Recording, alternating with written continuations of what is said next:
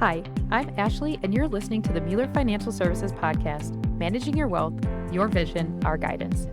Today, we welcome Mueller Financial Services professional Veronica Roshek, who will be joining us remotely for a discussion on planning for young families. But before we begin, let's find out more about our guest.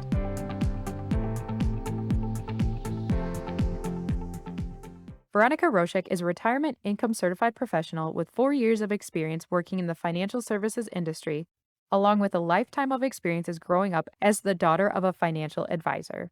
Veronica thrives on empowering business owners and individuals with tools to gain clarity and build direction for their financial picture. Well, Veronica, thank you so much for your time today, and thanks for joining the podcast. Yes, thanks so much for having me on. I'm excited to talk about this topic with you today. It would be great if you could start off by telling us how financial planning for young families is different from other types of financial planning. Yes, so there is financial planning that can be specific to any sort of life stage or life event that could be going on, whether that's personal or related to a business. When we're speaking about young families in particular, that's a time where there's just a lot of changes and decisions that are being made. So when I think about young families and the families that I'm typically working with, the types of things that they're having to consider in their financial picture would be things like getting married, planning for having a baby, adopting a child. Maybe they're blending families together. There's oftentimes student loan debt that's a consideration or other types of debt. There's usually a lot of financial decisions going on, and it's very different than maybe your typical financial planning you think of when you think of people that are nearing retirement. At this stage in time for young families, young couples, talking about money and figuring out how to navigate those conversations can be one of the most difficult topics. That is no surprise to anyone that's listening into this, I'm sure. And so when you're thinking about trying to figure out how to navigate these topics, it's really important to establish an open communication and to find ways to figure out how you're able to get on the same page as far as what your goals are, what your values are, and how you're going to be able to communicate through all of these different pieces of your financial picture so that it doesn't have to be a frustrating or difficult topic and instead can be something you're working on together. What should be considered when it comes to budgeting for young families? So when we think of the word budgeting, a lot of times people think of, oh gosh, I need to just itemize all of my expenses, and that doesn't sound like any fun. And I don't want to figure out how I need to nickel and dime my coffee or going out to dinner on Friday night or whatever it happens to be. Really, what I like to think about and talk through when we're planning budgeting for young families, especially when there's a big life transition or maybe multiple life transitions happening in the same short time frame, is getting a handle on where your money is currently, where your money needs to go, and where those obligations and where your goals lie as a whole. And then in addition to that, you can really break it down into 3 different categories. One would be where your debt is. So whether, again, that's maybe student loan debt and figuring out how to pay that off. Maybe you're planning to buy your very first house. Maybe it's saving for college for children and figuring out different ways that, you're trying to navigate both paying off this debt and saving for future goals.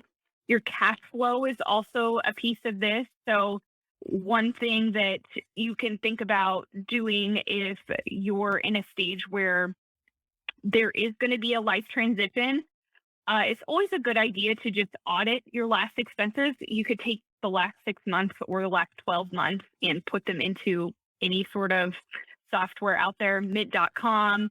An Excel sheet is nice. There's also a good website called youneedabudget.com that can be a good one to just do kind of a self-audit pretty quick on where your expenses are going. Maybe you compare those with your spouses.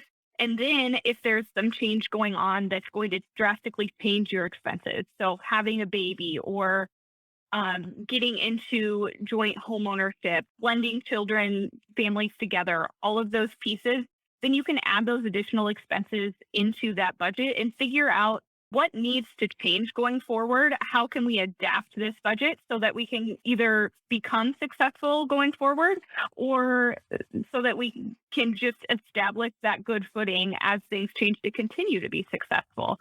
The last piece of budgeting would be going back to savings. So I mentioned uh, saving for college. If there's young children involved, that can be a piece of savings that is often top of mind.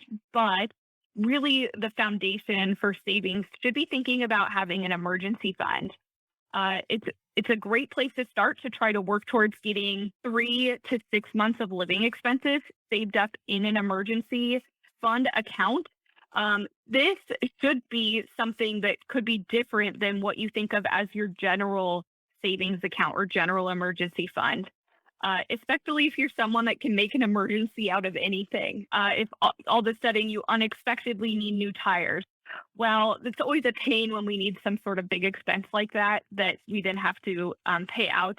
But these emergency fund savings should be for drastic, different sorts of aspects that could create an emergency. So whether something at work changes or a health situation changes, where you may not be able to be making money or have to have some significant financial change for an aspect of time. So I bring that up because I like to say that in general, as we're thinking through budgeting and savings, it's always a good idea to think through having some of those funds available for the things that are expected long-term expenses, but we don't think about them always right in that moment.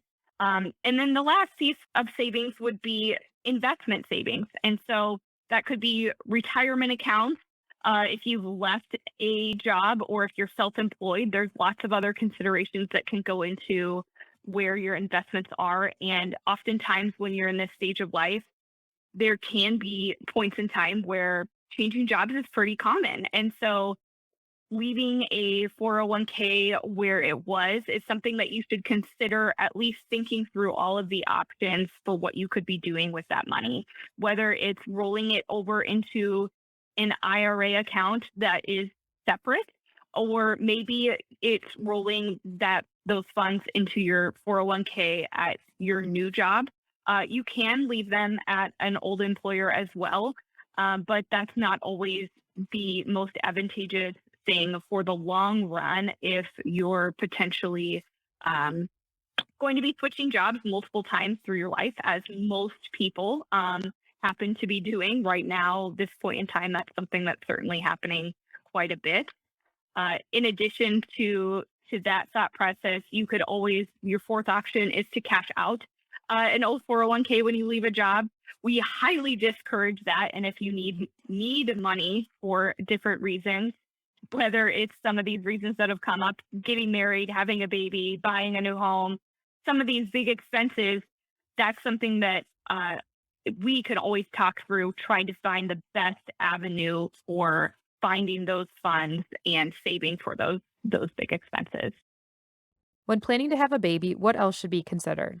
So when you're going to be having a baby, one of the biggest things that you should be considering is what your benefits are. Most specifically, all of your insurance options, your health insurance, your disability insurance, your life insurance options that are offered through work if you are employed somewhere that has a benefits package, or if you're combining those benefits with a spouse, or if you're having to go and get them independently because you're self-employed.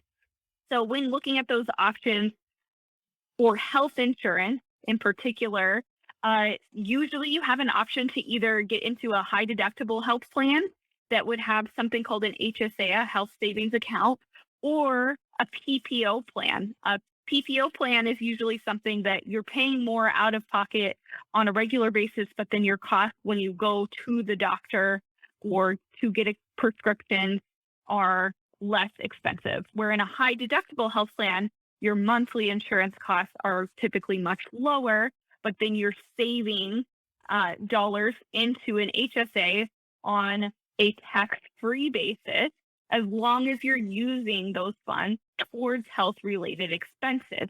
So, depending on your overall situation, it's a really good time when you're planning to have a baby to really do an audit of both of these options and make sure that you're choosing the one that'll be most advantageous to your picture. It's possible that in a given year of having a baby, where if you have that planned out well, that one option may make more sense than the other on ongoing years or vice versa. So it's a good time to take a good look at that.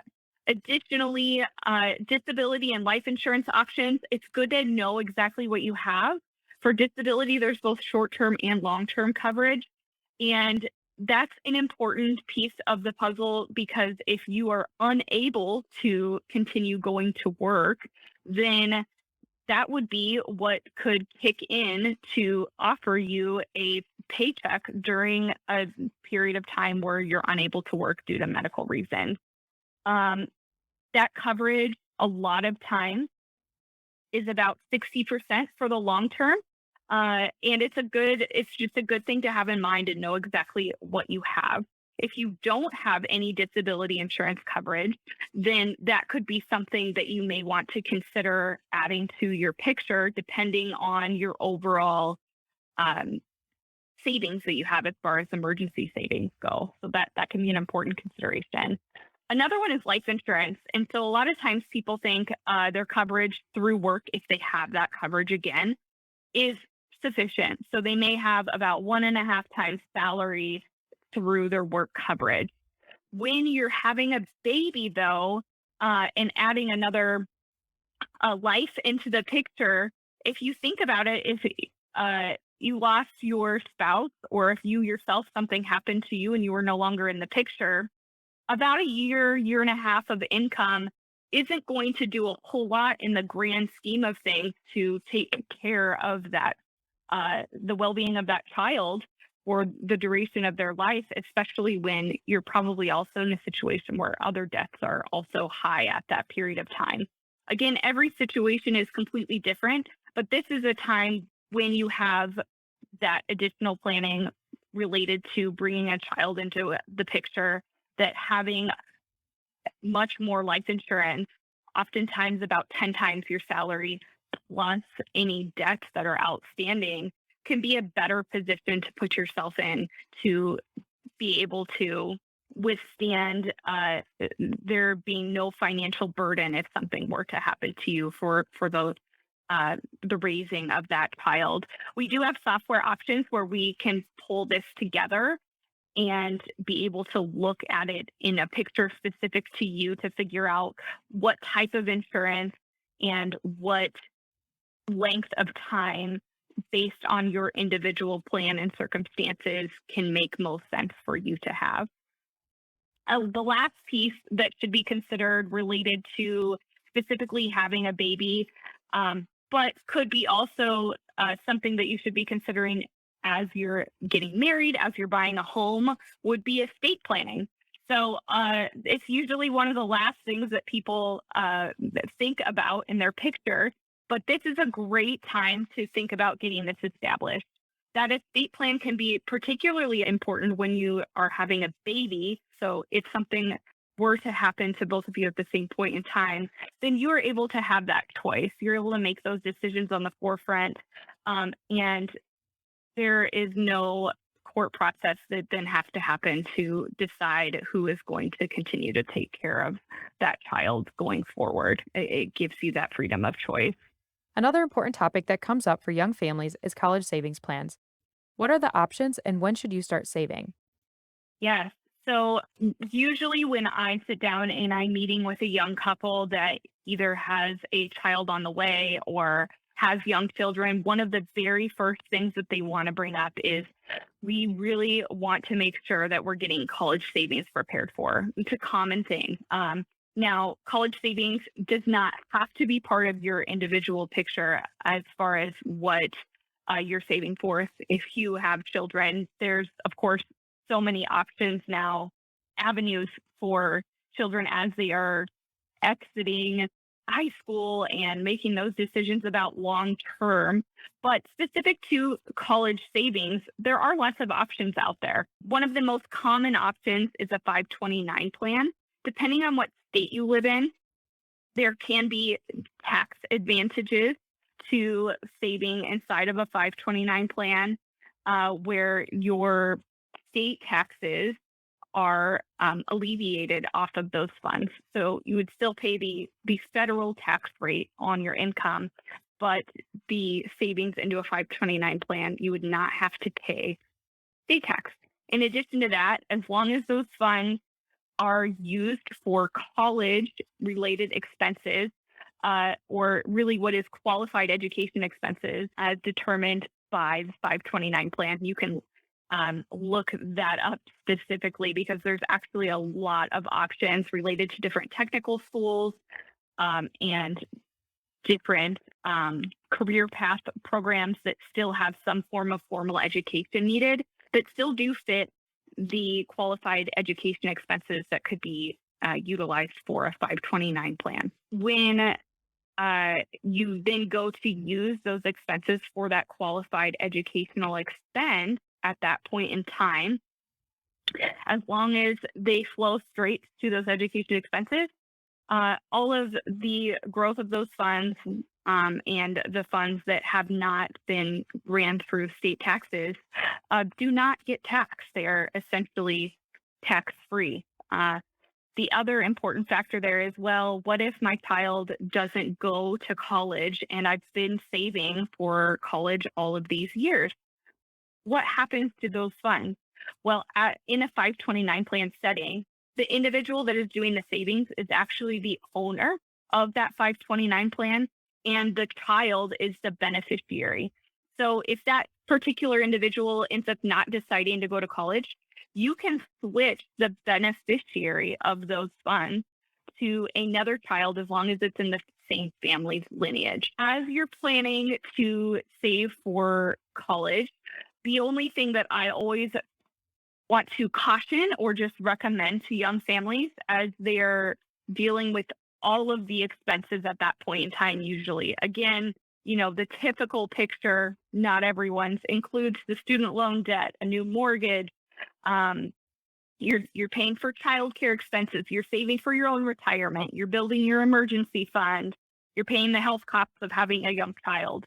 All of these additional expenses that are in your picture at that time, it's really important that you're also making sure that you're taking care of yourself and not just the future of that child. One way I like to explain this to young families is if you think about when you get on an airplane, and if you're sitting next to a young child and they go through the drill at the beginning when you're on the plane of if something is to happen and the air masks have to deploy, make sure you put your own air mask on first before you help those around you that need help. It's the same scenario when it comes to saving for the future. While it's a really great thing to be saving for college for young children, it's really important that you're also taking care of yourself first and establishing those savings for yourself in addition to helping your child with their future savings. How can a young family get help making all of these decisions for their personal financial plan? Yes. So we are always a resource here to anyone. We love helping young families. I am always available to take phone calls on any of these topics or anything else that could fit into a financial picture related to planning for any of these circumstances. So whether it's, again, having a baby, getting married, buying that first house, those are things that we can help you with, help you work through. In addition to being able to just talk through that, we do offer a financial planning program called Genesis Planning. Brennan Hollenbeck on our team has done another podcast on that specific topic.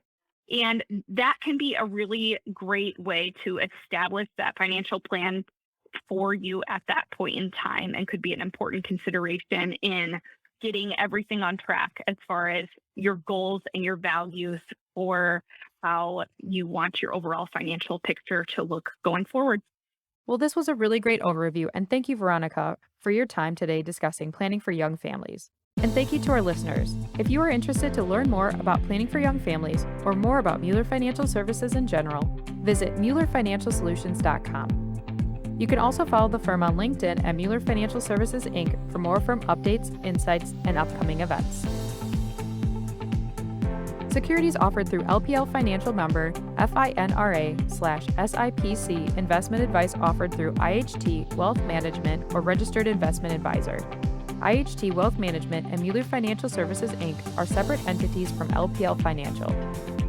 The opinions voiced in this podcast are for general information only and are not intended to provide specific advice or recommendations for any individual. To determine which strategies or investments may be suitable for you, consult the appropriate qualified professional prior to making a decision.